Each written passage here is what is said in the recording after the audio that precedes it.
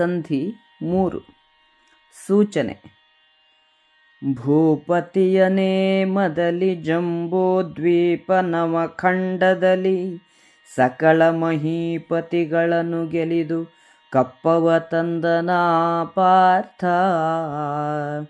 ಧರ್ಮಜನ ಆಜ್ಞೆಯಂತೆ ಅರ್ಜುನನು ಜಂಬೂದ್ವೀಪದ ಸಮಸ್ತ ರಾಜರನ್ನು ಯುದ್ಧದಲ್ಲಿ ಗೆದ್ದು ಕಪ್ಪವನ್ನು ತಂದನು. ಕೇಳು ಜನಮೇ ಜಯಧರಿತ್ರಿ ಪಾಲ, ಪಾಂಡವಪುರಿಗೆ ಲಕ್ಷ್ಮೀಲೋಲ ಬಿಜಯಂಗೈದು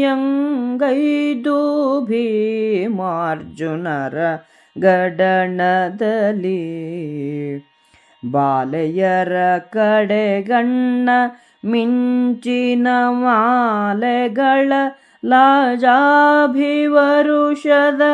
ಲಾಲನೆಯ ರಚನೆಯಲ್ಲಿ ಹೊಕ್ಕನು ರಾಜ ಮಂದಿರವ. ಕಂಡು ಕೃಷ್ಣನ ನಿವರ ಕಾಣಿಸಿಕೊಂಡು ಸುಕ್ಷೇಮಂಗಳನು ಬೆಸಗೊಂಡು ಕೊಳ್ಳಿರಲಿ ಪ್ರಯಾಸಗಳಲ್ಲಿ ಫಲವೇನು. ಕಂಡೆವೈ ನಿನ್ನಮಳ ಕರುಣಾಖಂಡ ಜಲಧಿಯ ಭಕ್ತಜನಕ ಖಂಡಲ ಧ್ರುಮವೆಂದು ತಕ್ಕೈಸಿದನು ಹರಿಪದವಾ.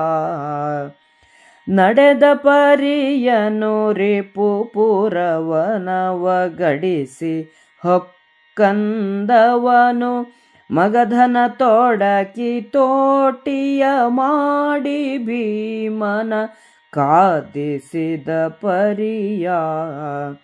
ಬಿಡದೆ ಹಗಲಿರುಳೊದಗಿ ವೈರಿಯ ಕಡೆಯ ಕಾಣಿಸಿ ನೃಪರ ಸೆರೆಗಳ ಬಿಡಿಸಿ ಬಂದಂದವನು ವಿಸ್ತರಿಸಿದನು ಮುರವೈರಿ.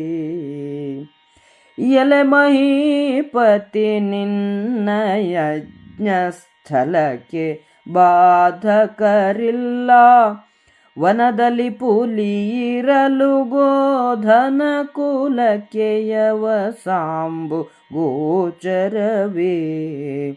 ನೆಲನಗರುವರ ಗೊಂದಣವನಂಡಲೆವನ ಕಿಳದ್ವೀಪ ಅಖಿಳ ದ್ವೀಪಪತಿಗಳ ನೆಳಲ ಸೈರಿಸ ನಳಿದನವ ನಿನ್ನೇನು ನಿನಗೆಂದ. ಜನಮೇಜಯನೇ ಕೇಳು. ಶ್ರೀಕೃಷ್ಣನು ಭೀಮಾರ್ಜುನರೊಡನೆ ಇಂದ್ರಪ್ರಸ್ಥಕ್ಕೆ ಬಂದನು. ಅವನನ್ನು ಸ್ತ್ರೀ ಸಮೂಹದ ಕಡೆಗಣ್ಣ ಮಿಂಚಿನ ಮಾಲೆಗಳು ಸ್ವಾಗತಿಸಿದವು. ಅರಳಿನ ಮಳೆಯನ್ನು ಅವನ ಮೇಲೆ ಸುರಿಸಿದರು. ಅವನು ಅರಮನೆಯನ್ನು ಹೊಕ್ಕನು. ಧರ್ಮರಾಜನು ಶ್ರೀಕೃಷ್ಣ ಭೀಮಾರ್ಜುನರನ್ನು ಕಂಡು ಅವರ ಕ್ಷೇಮವನ್ನು ಕೇಳಿದನು. ಧರ್ಮರಾಜನು, ಇವೆಲ್ಲ ಉಪಚಾರದ ಪ್ರಯಾಸ ಬೇಕೆ? ಅಖಂಡ ಕರುಣಾಸಮುದ್ರನು ಭಕ್ತಜನರಿಗೆ ಕಲ್ಪವೃಕ್ಷದಂತೆ ಇರುವವನೂ ಆದ ನಿನ್ನನ್ನು ಕಂಡೆ, ಇದೇ ಅತಿ ಮುಖ್ಯ ಎಂದು ಹೇಳಿ ಶ್ರೀಕೃಷ್ಣನ ಪಾದಗಳನ್ನು ಹಿಡಿದು ನಮಸ್ಕರಿಸಿದನು. ತಾವು ಮಗಧ ರಾಜ್ಯಕ್ಕೆ ಹೋದುದು, ತ್ವರೆಯಿಂದ ನುಗ್ಗಿ ಶತ್ರುವಿನ ನಗರವನ್ನು ಹೊಕ್ಕದ್ದು, ಜರಾಸಂಧನನ್ನು ರಕ್ಷಿಸದೆ ಮಾತಾಡಿ ಭೀಮನಿಂದ ಯುದ್ಧವನ್ನು ಮಾಡಿಸಿದ್ದು, ಭೀಮನು 14 ದಿನ ಹಗಲಿರುಳೆನ್ನದೆ ಯುದ್ಧ ಮಾಡಿ ಶತ್ರು ಸಂಹಾರ ಮಾಡಿದ್ದು, ರಾಜರ ಸೆರೆಯನ್ನು ಬಿಡಿಸಿ ಕಳಿಸಿದ್ದು ಎಲ್ಲವನ್ನೂ ಶ್ರೀಕೃಷ್ಣನು ವಿವರವಾಗಿ ಹೇಳಿದನು. ಶ್ರೀಕೃಷ್ಣನು, ರಾಜನೇ, ಈಗ ನೀನು ಯಜ್ಞ ಮಾಡುವುದನ್ನು ವಿರೋಧಿಸುವವರು ತಡೆಯುವವರು ಯಾರೂ ಇಲ್ಲ. ಕಾಡಿನಲ್ಲಿ ಹುಲಿ ಇದ್ದರೆ ಗೋವುಗಳಿಗೆ ಹುಲ್ಲಾಗಲಿ ನೀರಾಗಲಿ ಸಿಕ್ಕೀತೆ. ಲೋಕದಲ್ಲಿ ರಾಜರು ಉತ್ಕರ್ಷದಲ್ಲಿದ್ದರೆ ಅವರನ್ನು ಸಹಿಸದೇ ಬೆನ್ನಟ್ಟುತ್ತಿದ್ದುವನು ಜರಾಸಂಧ. ದ್ವೀಪಪತಿಗಳ ನೆರಳನ್ನು ನೋಡಿದರೂ ಅವನು ಸೈರಿಸುತ್ತಿರಲಿಲ್ಲ. ಅವನೇ ಅಳಿದು ಹೋದ. ನಿನಗಿನ್ನೇನು ಬೇಕು ಎಂದನು.